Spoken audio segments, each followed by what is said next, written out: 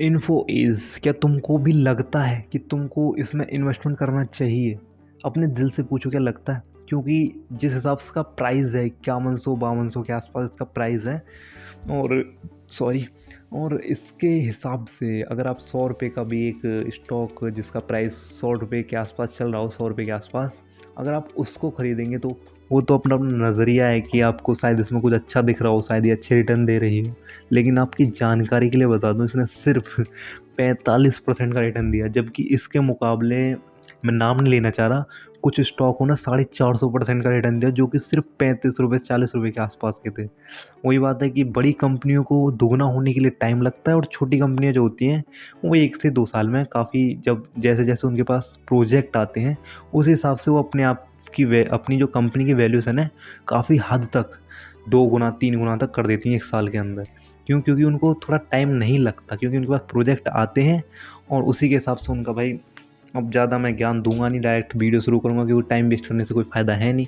और मैं बात कर रहा था इन्फोएज, मैंने उसकी एनालिसिस की है, और एनालिसिस करने के बाद नोट डाउन किया एक पेपर पर, ठीक है? तो वीडियो को शुरू करूंगा बिना टाइम वेस्ट किए, और नए हैं तो सब्सक्राइब कर दीजिए, बाकी आपकी मर्जी है। तो देखिए जी, फाइनेंशियली देखी जाए तो लो है फिलहाल, अभी जो अभी बता रहा हूँ लो चल रही है इसकी।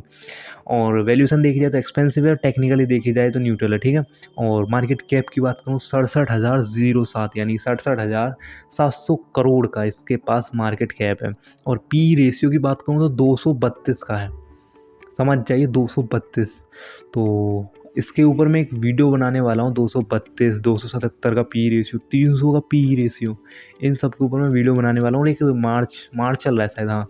और नहीं, मार्च अप्रैल मई जून, जून जुलाई तक मार्केट में क्रैश आ सकता है। उसके पीछे का कारण भी बताऊंगा, उसके पीछे कारण पी रेशियो है, पी रेशियो में छुपा हुआ इसके पीछे का कारण भी, ठीक है? उसके ऊपर मैं वीडियो लेके आ रहा हूँ डिटेल में, ठीक है? तो उसकी बात बाद में करेंगे, पहले इसकी बात कर लेते हैं, ठीक है?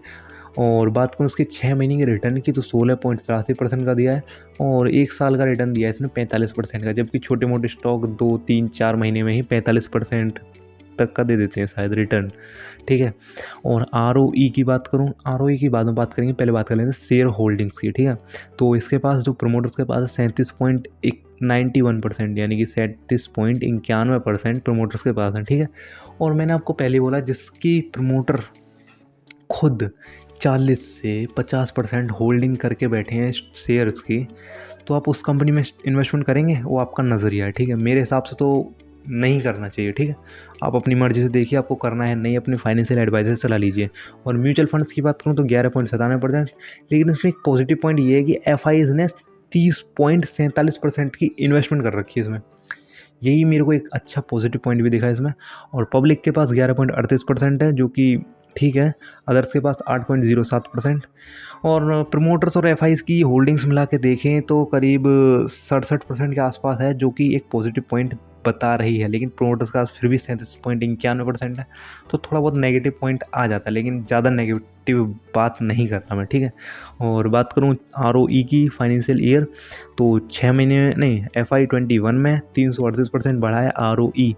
और FY22 की बात करूँ तो 187% बढ़ा है, FY23 में -101%। थोड़ा बहुत कंपनियों में अप डाउन चलता रहता है, थोड़ा घबराया करो मत, ठीक है? ठीक तरीके से जब तक रिसर्च नहीं करोगे तो किसी स्टॉक की, भाई तुम तो इस स्टॉक के पीछे पड़े हो, उनसे पूछो जो ट्रेडिंग करते हो, भाई मुझसे पूछो, मैं ट्रेडिंग करता हूँ।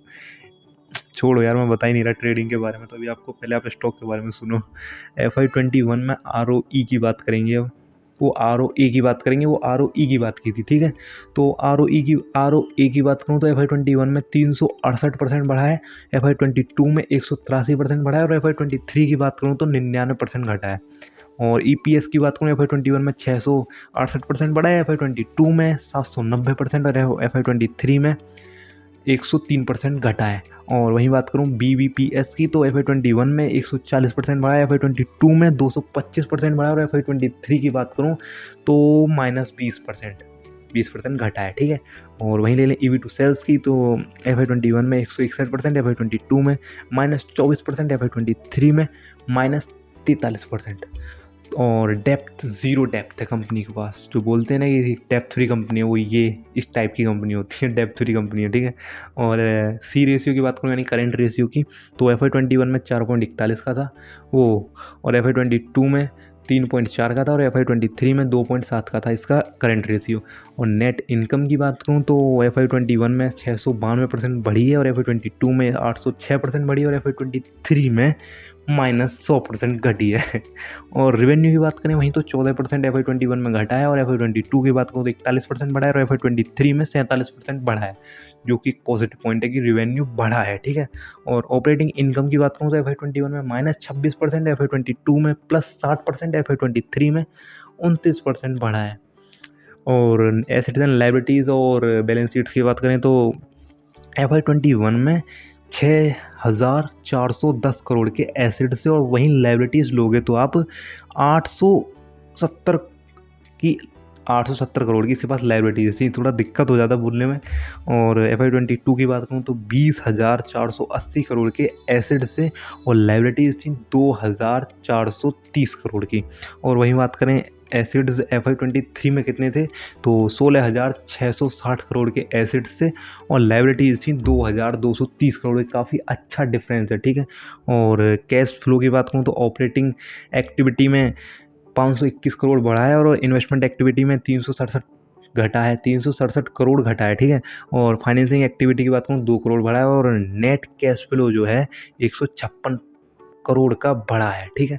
और इस कंपनी के बारे में ज़्यादा कुछ तो है नहीं बताने के लिए और मैंने बहुत कुछ बता भी दिया आपको।